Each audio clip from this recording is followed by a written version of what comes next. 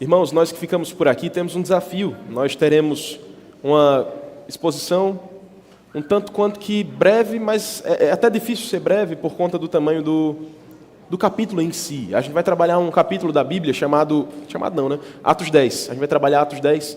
Ele é um capítulo um tanto quanto longo e ele nos ensinará, mediante a palavra de Deus, que a gente pode renovar o nosso ardor missionário, a gente pode renovar o nosso desejo por missões por causa da palavra. A gente costuma muitas vezes se envolver com missões por motivos alheios, motivos aleatórios. Uns gostam de missões porque amam pessoas, tá bom, legal. Uns amam missões porque isso, porque aquilo outro. Uns amam missões porque querem estar num campo. Há muitos motivos. Hoje eu pretendo mostrar aos irmãos que a principal razão não é o amor aos perdidos. A principal razão não é amor a outras culturas, é amor à palavra de Deus. É isso que eu pretendo fazer. Já estou resumindo aqui, porque se não der tempo, vocês já estão sabendo do que é que se trata. Mas a nossa proposta é justamente passar em Atos 10 inteiro, vendo essas verdades ao longo do texto. Por que eu digo que é algo comprido e talvez eu já esteja até tomando um pouco de tempo por isso? Pra vocês terem ideia, lá em Boqueirão a gente vai trabalhar o mês inteiro Atos 10.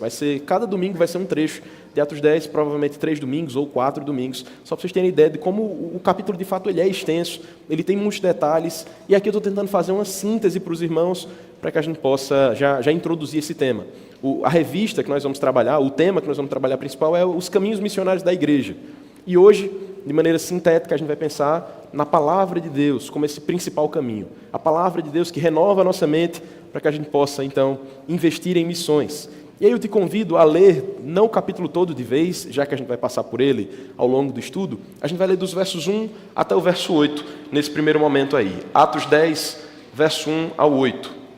Veja aí na sua Bíblia, diz assim: morava em Cesareia um homem de nome Cornélio, centurião da corte chamada Italiana, piedoso e temente a Deus, com toda a sua casa, e que fazia muitas esmolas ao povo e de contínuo orava a Deus. Esse homem observou claramente durante uma visão, cerca da hora 9 do dia, um anjo de Deus que se aproximou dele e lhe disse: Cornélio. Este, fixando nele os olhos e possuído de temor, perguntou: que é, Senhor? E o anjo lhe disse: as tuas orações e as tuas esmolas subiram para a memória diante de Deus. Agora envia mensageiros a Jope e manda chamar Simão, que tem por sobrenome Pedro. Ele está hospedado com Simão, curtidor, cuja residência está situada à beira-mar. Logo que se retirou, o anjo que lhe falava chamou 2 dos seus domésticos e um soldado piedoso que estava a seu serviço, e, havendo-lhes contado tudo, enviou-os a Jope. Até aqui, vamos orar nesse momento para que Deus nos abençoe e nos ajude a entender a sua palavra. Ó Deus, aqui estamos como o teu povo, assumindo que não temos total domínio e total compreensão da sua palavra, se não for o teu Espírito Santo. É por isso que nós te pedimos: vem e ilumina a nossa mente, Senhor. Desvenda os nossos olhos para que nós possamos contemplar as maravilhas da tua lei. Ó Deus, que a nossa meditação nessa manhã, que o esforço que faremos aqui seja proveitoso para a tua glória e para o benefício do teu povo. Em nome de Jesus. Amém. Amém. Queridos, a gente pode, olhando para essa primeira etapa do texto, Atos 10, do 1 ao 8, já ter algumas nuances aqui bem claras diante de nós. Você foi apresentado a um homem chamado Cornélio, e o texto parece um texto um tanto quanto pentecostal. Ele teve uma visão, um episódio assim miraculoso, que eu não vou saber te descrever exatamente o que ele viu, como ele viu, o que é que era aquilo ali, mas esse capítulo ele vai ter outras visões. A gente fala sobre isso daqui a pouco. E Cornélio em si, ele, além de ser um personagem crucial nesse capítulo, ele é como se fosse um dos pilares do livro de Atos, ou do avanço da igreja de forma geral. Se você lembra do livro de Atos, ou do Evangelho parte 2 de Lucas, como a gente pode brincar e chamar aqui, Lucas está continuando aquilo que ele começou no Evangelho. Você conhece muito bem o Evangelho de Lucas, fala sobre Jesus Cristo, quem ele era, o que ele fez, como ele morreu, como ele ressuscitou, e como ele voltou, e como voltará um dia. Mas aqui em Atos, a gente está vendo a continuação desse escrito a Teófilo, e Lucas escreve detalhadamente dizendo aquilo que Jesus continuou a fazer. Não sei se você lembra disso, está lá no primeiro capítulo, logo no comecinho. Ele diz que aquilo que Jesus continuou a fazer, depois que subiu, por meio dos seus discípulos e por meio do seu Espírito Santo. É por isso que a gente chama de Atos dos Apóstolos, ou de Atos do Espírito Santo, por meio dos apóstolos, como você preferir. Mas você deve lembrar que lá no primeiro capítulo desse livro, a gente tem alguns versos chaves. Você deve lembrar muito claramente de Atos 1:8. Atos 1:8 nos mostra talvez o que vai ser o fundamento do livro inteiro. Se você puder abrir a sua Bíblia, dá uma olhadinha lá no texto, a gente tem ali de maneira sintética aquilo que será projetado em Atos. Atos 1:8 nos diz: mas recebereis poder. A gente sabe quando isso acontece, logo no capítulo 2, logo adiante acontece isso aí. Ele diz: ao descer sobre vós o Espírito Santo, e sereis minhas testemunhas, mártires. Serão pessoas que vão testemunhar, anunciar do que aconteceu, do que viram e ouviram. Onde? Tanto em Jerusalém, como em toda a Judéia, Samaria e até os confins da terra. Beleza, esse é o capítulo 1. No capítulo 2, você vai ver exatamente o Pentecostes, o Espírito sendo derramado sobre a igreja, homens falando em línguas ou idiomas, como você preferia, eu prefiro idiomas, cada um conseguia entender ali a palavra na sua língua, homens que vinham de pelo menos 16, 17 ou 18 lugares ali, entendendo cada um como se fosse a sua língua habitual. Então o Espírito Santo de fato aparece ali, semelhante a línguas de fogo, e as pessoas conseguem entender uns aos outros naquele momento. A partir desse momento, a igreja começa a ter uma explosão de gente. Você deve lembrar do finalzinho do capítulo 2, verso 42 até o 47, a igreja vai crescendo de maneira exponencial. E o texto é bem claro que diz que, dia a dia, o Senhor ia acrescentando os que estavam sendo salvos. O próprio Deus ia fazendo isso. Não era mérito dos apóstolos, nem de alguma estratégia que a gente deva copiar específico, porque era o Senhor quem estava fazendo aquilo ali. A partir desse momento, a igreja vai crescendo, vai se tornando robusta. O apóstolo Pedro prega, pessoas são convertidas na casa dos milhares, se deve lembrar, acho que 3.000, 5.000 em outro momento. As pessoas vão se convertendo ao Senhor, mas está todo mundo no bem bom.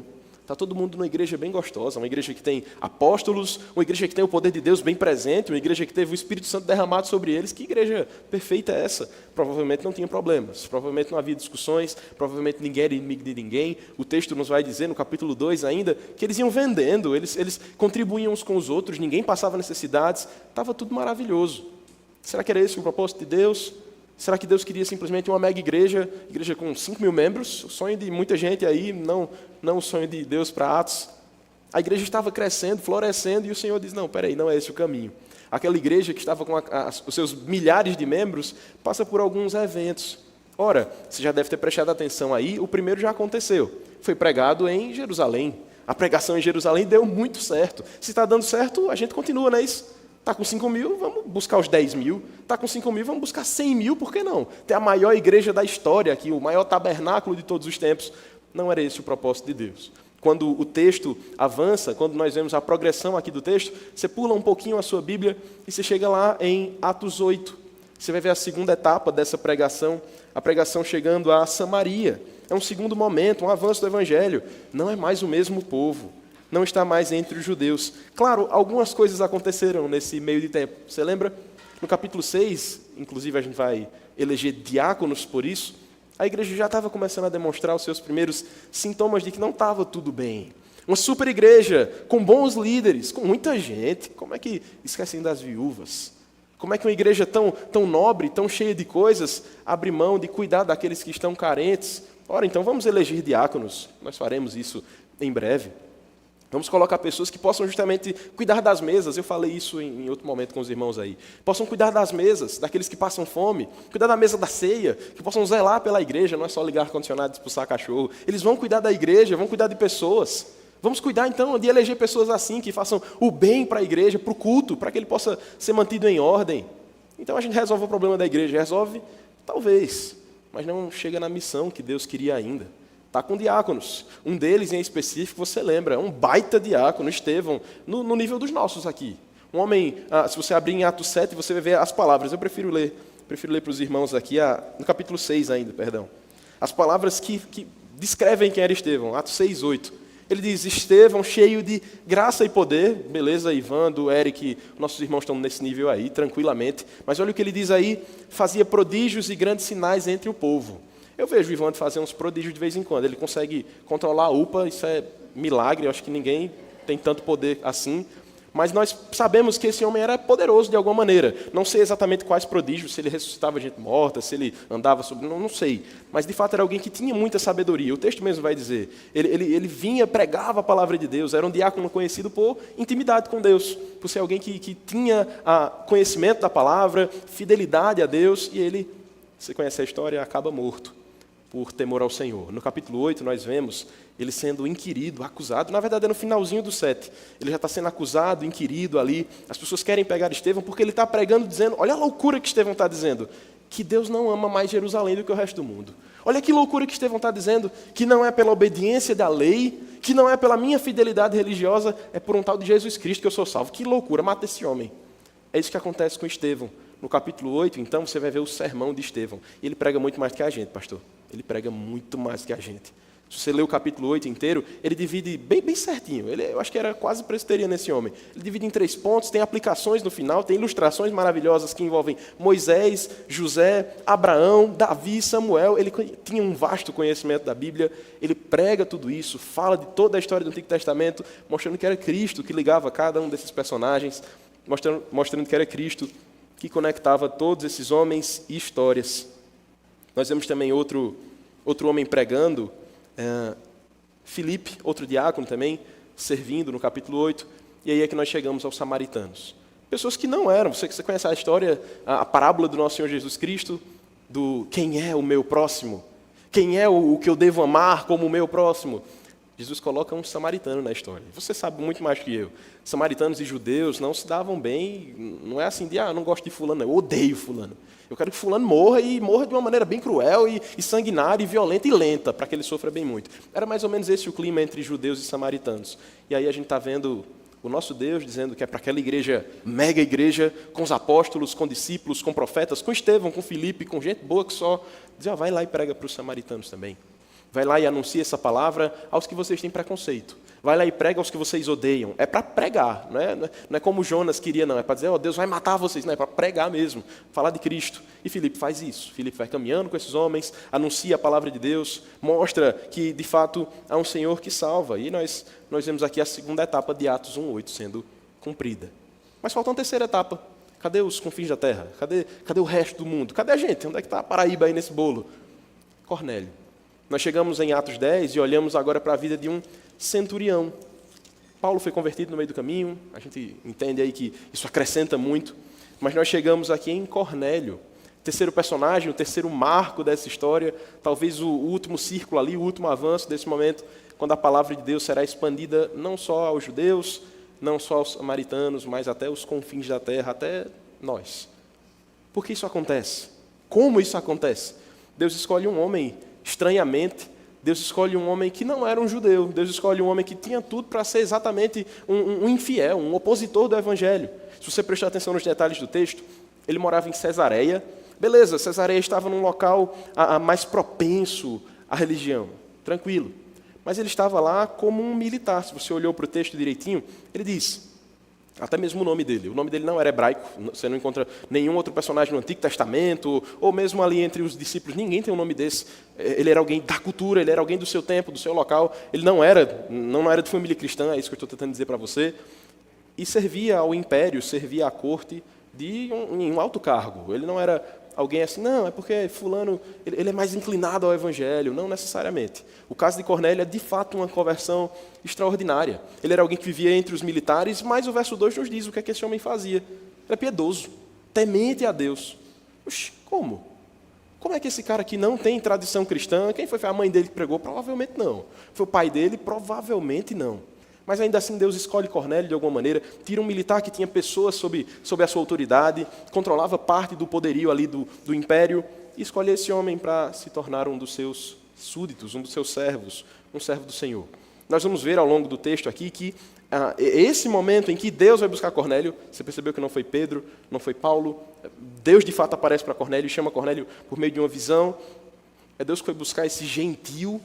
E nós não sabemos exatamente o porquê até aqui na nossa leitura. A gente viu que ele teve uma visão, não sabemos muito bem o que é que aconteceu nessa visão, por isso que a gente continua. A gente olha no momento aqui e vê que o próprio Deus vai furando a velha fronteira judaica. Eu explico rapidamente essa questão da fronteira judaica de uma maneira, vou tentar ser breve, mas sem tentar pular demais. Entendam? Olhando de maneira muito fria, quando nós vemos o Antigo Testamento, a nossa tendência é pensar que Deus só queria salvar os judeus. Você já deve até ter ouvido isso de alguma maneira. Que no Antigo Testamento a salvação era para os judeus e no Novo Testamento a salvação vem para o mundo todo. Eu já te convido a pensar que não era bem assim. Não era bem esse o propósito específico. no Antigo Testamento há pessoas fora do ninho de Israel que estão sendo salvas de diversas maneiras, e a gente fala sobre eles depois. Mas a intenção aqui é mostrar primeiramente que Deus está furando a bolha, que Deus é aquele que está rompendo a barreira, quebrando o muro que separava os gentios dos judeus, ou a salvação dos gentios de forma geral. Adiantando aqui, nós podemos pensar que havia algumas razões, então, para que esse preconceito fosse tão consolidado. Por que Deus salvaria Cornélio? Se Cornélio não tinha as práticas inflexíveis da religião. Quantas vezes Cornélio fez algum sacrifício a Deus? Quantas vezes Cornélio foi à festa dos tabernáculos, à festa da colheita? Quantas vezes Cornélio fez algo dos ritos antigos religiosos? Provavelmente nenhuma. Por que Deus escolheu esse homem, então? Havia esse preconceito natural. Nós que somos judeus, nós temos tudo isso. Sabemos todo o calendário, sabemos toda a dieta, sabemos todas as festas. Eles não. Isso nos leva também a uma indisposição religiosa natural. Se fulano está ouvindo o Evangelho, está ouvindo falar de Cristo, eu vou fazer por onde ele não fazer parte desse povo? Ora, ele não é tão santo quanto eu, ele não é tão puro quanto eu. Eu estou te falando isso, e talvez você esteja pensando que é o meu pensamento. Nós vamos ver aqui no texto que era o pensamento de Pedro e de muitos outros que tinham essa mentalidade natural. Até mesmo os alimentos, eu coloco aí na terceira etapa, até mesmo os alimentos, que você lembra lá do Antigo Testamento, não pode comer sangue, não pode comer isso, não pode comer aquilo outro. Por que tinha isso? De certa maneira, Deus faz tudo isso para mostrar que Ele é santo. Deus faz isso.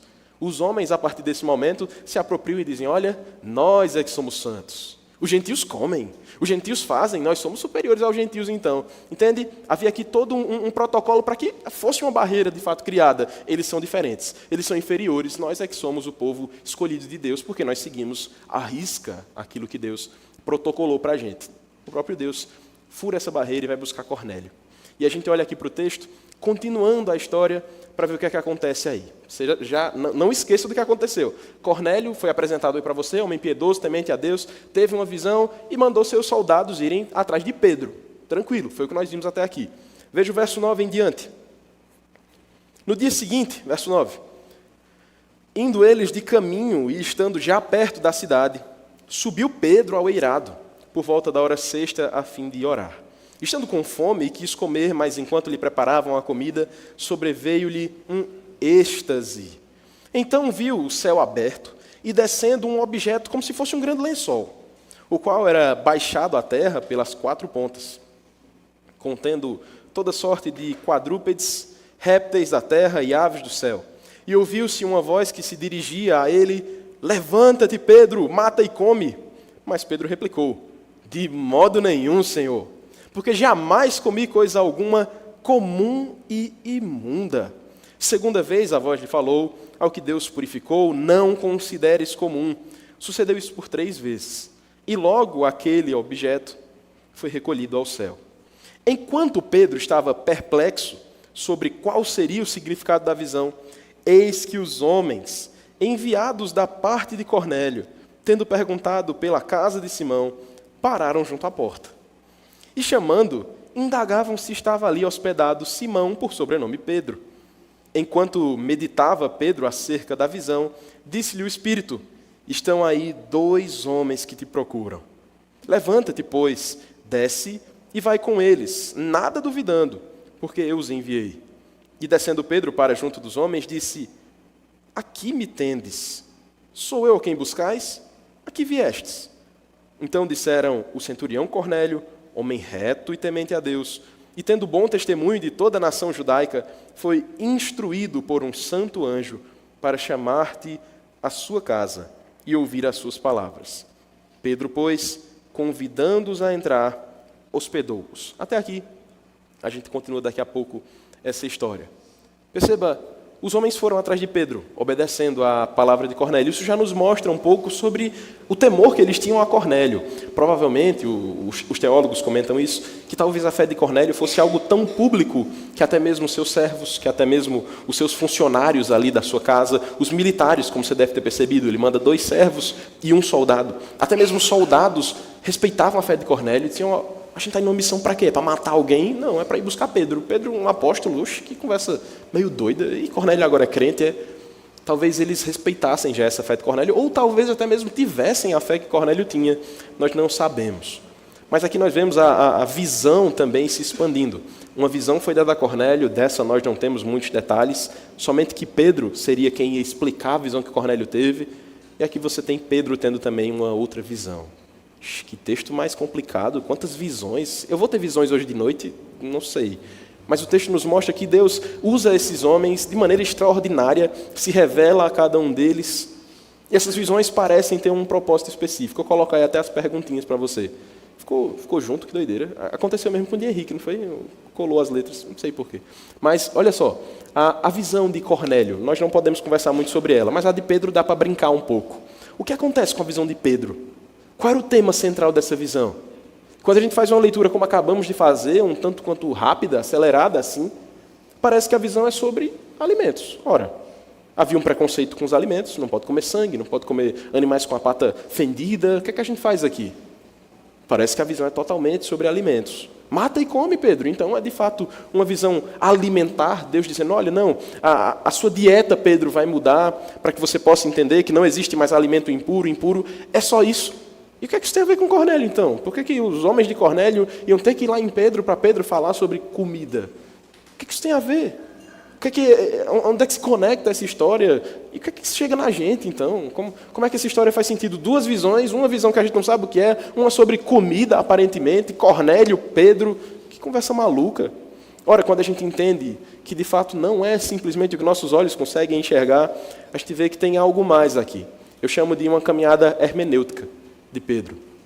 Pedro vai passar por 5 etapas aí, nesse seu primeiro momento. Você vê o apóstolo Pedro tendo uma visão, ele não sabe muito bem do que se trata. Ele mesmo olha para a visão, ele viu lá, na minha tradução, você ouviu, parece um lençol. Talvez na sua tradução descreva como um vaso. Algumas Bíblias descrevem como um vaso, que desse vaso tinha vários alimentos, vários elementos. O que essa visão significa? Pedro olha para isso tudo e ele mesmo fica indignado. Oxe, eu vou comer? Nunca comi algo impuro. Nunca fiz algo contrário à lei, ao regime, à dieta que eu aprendi anteriormente. Não vou fazer isso agora. Mas Pedro, é revelação divina, Pedro. Pedro, é do céu que está vindo. Vai, Pedro, mata e come. Não. Quantas vezes foi preciso? O texto nos diz que pelo menos 3 vezes. Pelo menos 3 vezes aquela mesma visão, aquela mesma voz, de alguma maneira dizendo, Pedro, coma, homem, pode comer a cabe dela, homem, coma aí. E Pedro disse, não vou não, eu sou puro. Entende? Há uma espécie aqui de purismo mesmo. Pedro dizendo, não, eu sou melhor do que isso, eu não posso me contaminar com essas coisas impuras. Eu não posso sujar as minhas mãos com aquilo que Deus disse que não era para eu fazer. Ele fica então perplexo. Você deve estar vendo aí, em Atos 10, versículo 17, ele fica de fato perplexo. É essa palavra que está no texto. Ele fica, de alguma maneira, admirado com o que está acontecendo ali e não sabendo o significado daquela visão que ele teve. Ele passa a refletir. Isso também tem que acontecer conosco. A partir de algum momento que você abre a palavra de Deus, encontra ali algum texto que para você não está fazendo muito sentido, que na sua mente parece não encaixar muito com o que você entendia de Bíblia, com o que você entendia do Evangelho, a sua teologia pré-moldada. Agora você vê um texto que diz, eita, vai lá e come isso aí. Vai lá e faz. Espera aí, Deus está dizendo para fazer isso. Nós temos que passar por esse processo também, de às vezes ficar perplexos com a palavra de Deus, perplexos com o que Deus fala, o que Ele faz, e dizer, Senhor, que sejam os teus preceitos e não os meus. É aí que o apóstolo Pedro se dedica então à meditação e estudo. Ele fica de fato indagando ali, refletindo sobre o que significava essa visão. E daqui a pouco a gente fala sobre o significado pleno dela. É a última parte aqui da nossa caminhada. E ele chega também a uma aplicação, que são as etapas finais aí. Mas já no verso 25 e 26, que a gente daqui a pouco enxerga, ele começa a aplicar aquilo que ele entendeu da sua visão. Essa é a caminhada hermenêutica de Pedro. Mas aí eu te pergunto, essa era alguma novidade na Escritura? Se você olha para esse texto, e o texto vai nos mostrar que ele não podia... Vamos ler logo a aplicação aqui de Pedro, é melhor para a gente poder entender de maneira mais direta. Veja o verso 25 e 26 do texto. Depois a gente lê do 24 em diante. Ele diz, aconteceu que, indo Pedro a entrar, lhe saiu Cornélio ao encontro, e prostrando-se aos pés de Pedro, o adorou. Opa, está errado isso aí. Verso 26, Pedro diz, ergue-te, que eu também sou homem. Essa é a aplicação inicial do texto. Essa é a aplicação inicial da visão. Pedro estava diante de um gentio, era diante de alguém que não tinha as mesmas práticas que ele. Pedro poderia, talvez por alguma arrogância ou soberba teológica ou religiosa, dizer, não, eu sou maior do que Cornélio mesmo. Fica aí, Cornélio, seu lugar é esse aí. Você é dos cachorrinhos que comem as migalhas, fica aí. Mas não é essa a aplicação que ele demonstra do texto. Na prática, ele diz, opa, levanta, Cornélio. Nós dois somos iguais. Como nós somos iguais? Se Cornélio come coisas impuras. Como nós somos iguais se Cornélio não guarda o calendário? Pedro, de alguma maneira, já começou a colocar em prática o que a palavra, por meio da visão, mas continua sendo palavra de Deus para Pedro, o ensinou. Aqui nós olhamos para esse texto e perguntamos mais uma vez, era essa uma novidade? Era essa uma nova doutrina na Bíblia, que a partir desse momento foi em Atos 10 que Deus tornou todos os homens iguais? É claro que não. Não foi. Não foi em Atos 10 que Deus usou simplesmente uma figura, a visão dos alimentos, a visão daqueles elementos ali diante de Pedro, para dizer, olha, todos os homens diante de Deus são iguais. Todos os homens diante de Deus são pecadores. Não foi aí que começou isso. Se você atentar para toda a Escritura, nós podemos pensar em alguns personagens. Onde foi que Abraão, o pai da fé, foi chamado? Ur dos caldeus. Ur dos crentes. Não, nada de Ur dos crentes. Ur dos caldeus. Ele estava em terra estranha. Ele estava no meio do povo que era inimigo do povo de Deus, que teve até que tirar esse povo de lá. E foi chamado de lá para servir a Deus. Quem pode falar sobre Ruth, então? Ruth, que a gente chama de a Moabita. A Moabita. Moab não era terra do povo de Deus no sentido geográfico ali, não era em Israel, não era um lugar abençoado por Deus. E Deus usou Ruth de forma que ela está na linhagem do nosso Salvador. Raabe um pouco antes, um ofício meio esquisito de Raabe, não era? Uma profissão meio estranha, um povo meio estranho, um povo inimigo de Deus também, e Deus coloca essa mulher na sua linhagem. Era essa uma novidade, então, que Deus amava os homens ou chamava os homens igualmente? Claro que não. O Senhor já tinha feito isso ao longo de toda a Escritura. E aí na parte de baixo eu coloco alguns textos que você pode depois conferir. Vou, por questão do tempo, poupá-los disso aí. Mas especialmente esses textos em verde. Eles são... E eu mando o material depois no grupo da igreja. De fato, esses textos são bem claros. Diz assim, Deus não faz exceção de pessoas. Lá em Deuteronômio já falava disso. Deus não fazia exceção de pessoas desde lá. Os impuros eram impuros do mesmo jeito. Não importa a sua geografia. Deus olhava de maneira igual para os homens desde o Antigo Testamento. E aí nós entendemos, então, que há um choque de paradigmas aqui. A velha visão eu coloco em vermelho. Entenda, de maneira bem específica e teológica aqui, nós somos presbiterianos. Não estou chamando de velha aliança e nova aliança essa mudança não, certo? Estou dizendo que era uma velha manifestação da mesma aliança. Os homens é que enxergavam a aliança com olhos equivocados. É o que eu coloco em vermelho. Na verde, é a correta percepção da nova aliança que acontecia desde a fundação, quando o Cordeiro foi imolado em nosso lugar.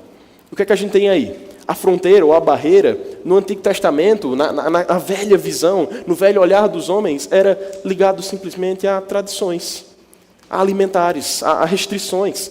Quem é filho de Deus? Os que seguem a cartilha. Era isso que os homens pensavam, não o nosso Senhor. No Novo Testamento, a gente vê, na nova manifestação, a graça salvadora alcança e direciona a homens de diversos lugares, apesar dos seus costumes, apesar das suas tradições. De novo, quando a gente pensa sobre a visão do outro, quem é o meu próximo? Na antiga visão, não na antiga aliança, mas na antiga visão dos homens, na antiga maneira de viver, o próximo, o meu irmão, é aquele que é igualzinho a mim. Ele tem que ser judeu, ele tem que seguir a minha tradição, ele tem que seguir a minha dieta, os mesmos valores, a minha cartilha. Na nova visão, ou na visão redimida, as coisas mudam. E o próprio Pedro vai dizer, no verso 28 aí, que eu não posso chamar de comum ou impuro a quem Deus não chamou. A prática religiosa, assim, também muda. Os homens viviam no isolamento religioso, um isolamento intencional. A minha bolha é bem fechadinha, tem que seguir exatamente. Na nova visão, na visão redimida, não. Todos aqueles que fazem a vontade do Pai, eu posso chamá-los de meus irmãos. E aí eu os convido para a gente ler a última etapa do texto. Seguir do verso 23 em diante, que aí há a explicação das duas visões. Veja, no dia seguinte, levantou-se e partiu com eles. Também alguns irmãos dos que habitavam em Jope foram em sua companhia. No dia imediato, entrou em Cesareia. Cornélio estava esperando por eles, tendo reunido seus parentes e amigos íntimos. Aconteceu que, indo Pedro a entrar, lhe saiu Cornélio ao encontro e, prostrando-se aos pés, o adorou. Mas Pedro levantou, dizendo, ergue-te, que eu também sou homem. Falando com ele, entrou, encontrando muitos reunidos ali. a quem se dirigiu, dizendo: vós bem sabeis que é proibido a um judeu ajuntar-se, ou mesmo aproximar-se a alguém de outra raça. Mas Deus me mostrou que a nenhum homem considerasse comum ou imundo. Por isso, uma vez chamado, vim sem vacilar. Pergunto, pois, por que razão me mandaste chamar? Respondeu-lhe Cornélio: faz hoje 4 dias que, por volta desta hora, estava eu observando em minha casa a hora 9 de oração, e eis que se apresentou diante de mim um varão de vestes resplandecentes. E disse: Cornélio, a tua oração foi ouvida e as tuas esmolas lembradas na presença de Deus. Manda, pois, alguém a Jope, a chamar Simão, por sobrenome Pedro. Acha-se este hospedado em casa de Simão, curtidor à beira-mar. Portanto, sem demora mandei chamar-te, e fizeste bem em vir. Agora, pois, estamos todos aqui na presença de Deus, prontos para ouvir tudo o que te foi ordenado da parte do Senhor. Então falou Pedro, dizendo: reconheço, por verdade, que Deus não faz acepção de pessoas. Pelo contrário, em qualquer nação, aquele que o teme e faz o que é justo lhe é aceitável. Esta é a palavra que Deus enviou aos filhos de Israel, anunciando-lhes o evangelho da paz por meio de Jesus Cristo. Este é o Senhor de todos. Vós conheceis a palavra que se divulgou por toda a Judeia, tendo começado desde a Galileia, depois do batismo que João pregou. Como Deus ungiu a Jesus de Nazaré com o Espírito Santo e com poder, o qual andou por toda parte fazendo o bem e curando a todos os oprimidos do diabo, porque Deus era com ele. E nós somos testemunhas de tudo o que ele fez na terra dos judeus e em Jerusalém, ao qual também tiraram a vida, pendurando-o no madeiro. A este ressuscitou Deus no 3º dia e concedeu que fosse manifesto, não a todo o povo, mas às testemunhas que foram anteriormente escolhidas por Deus, isto é, a nós que comemos e bebemos com ele, depois que ressurgiu dentre os mortos. E nos mandou pregar ao povo e testificar que ele é quem foi constituído por Deus, juiz de vivos e de mortos. Dele todos os profetas dão testemunho de que por meio do seu nome todo aquele que nele crê recebe remissão de pecados. Ainda Pedro falava estas coisas quando caiu o Espírito Santo sobre todos os que ouviam a palavra.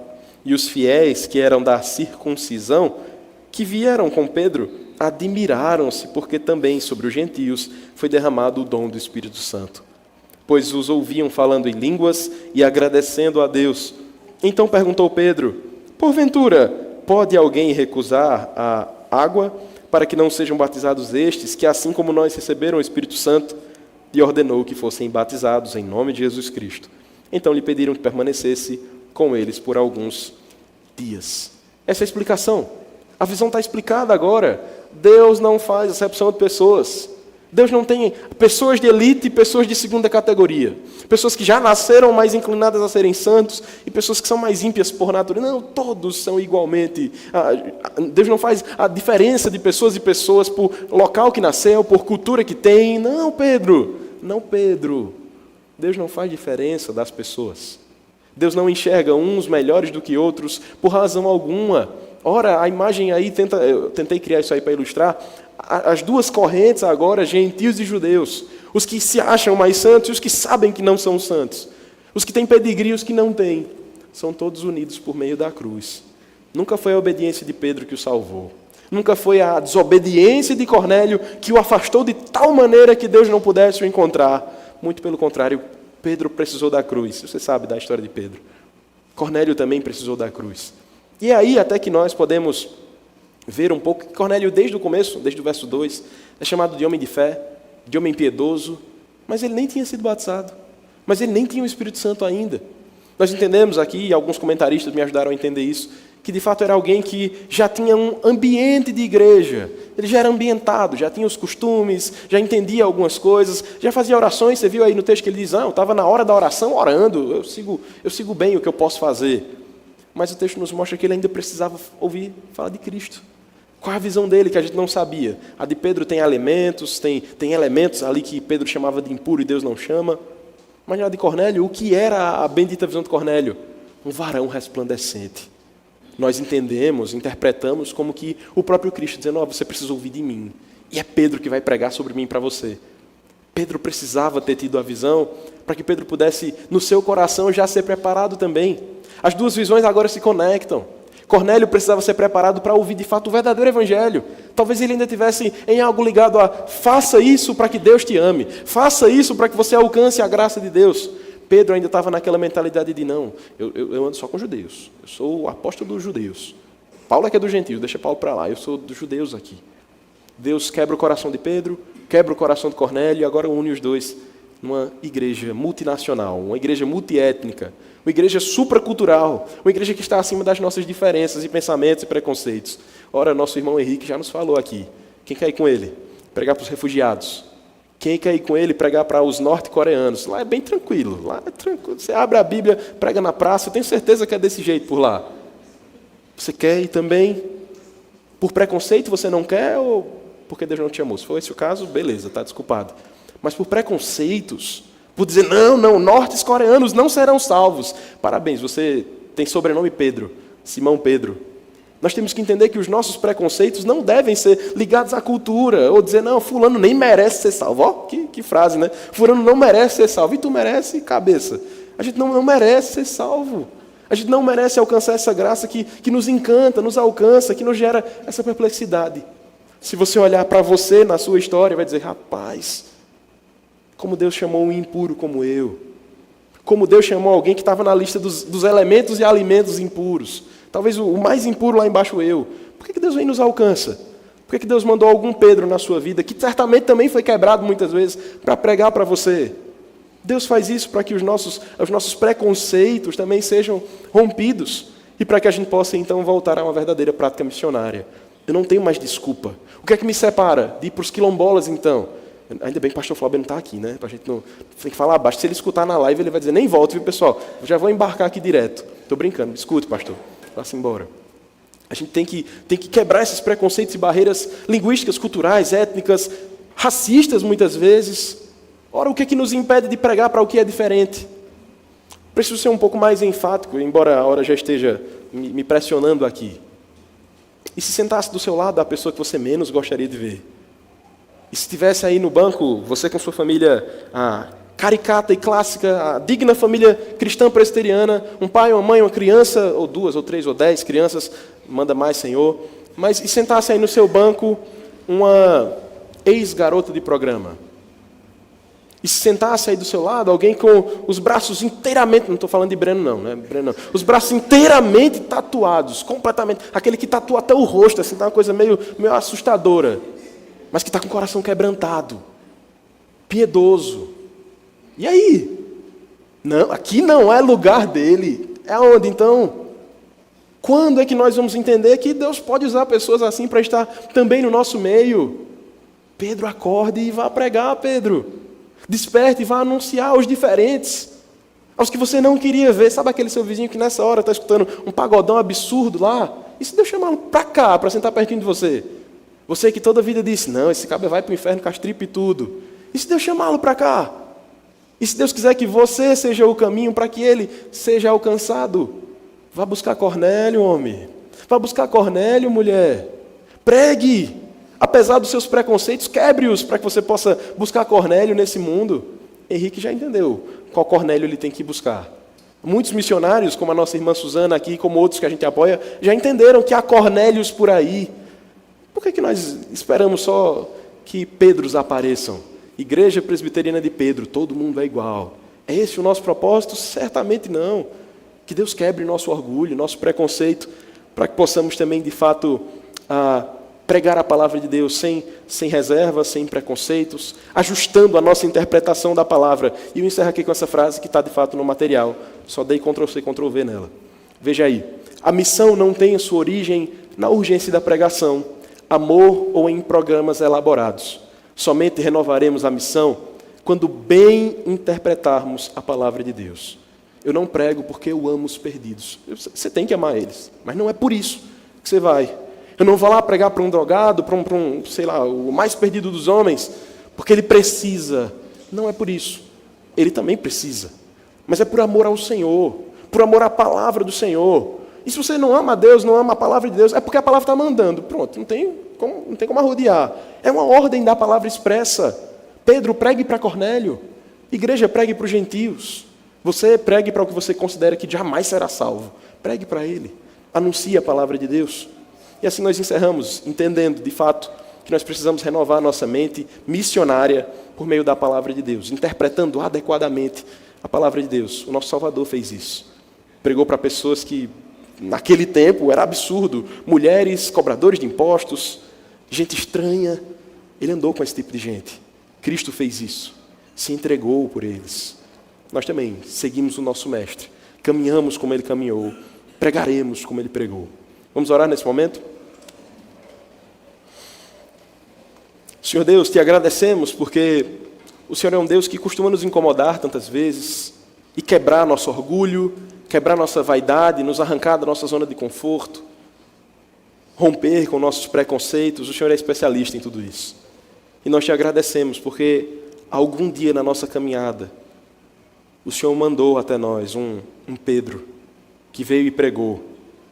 O Senhor mandou até Pedro um Cristo que veio e ensinou. E esse mesmo Cristo foi pregado a nós. Esse Cristo que tanto nos amou, que foi capaz de enfrentar a morte, a dor, o sofrimento, a humilhação, péssimas reputações, tudo por amor e obediência ao Senhor.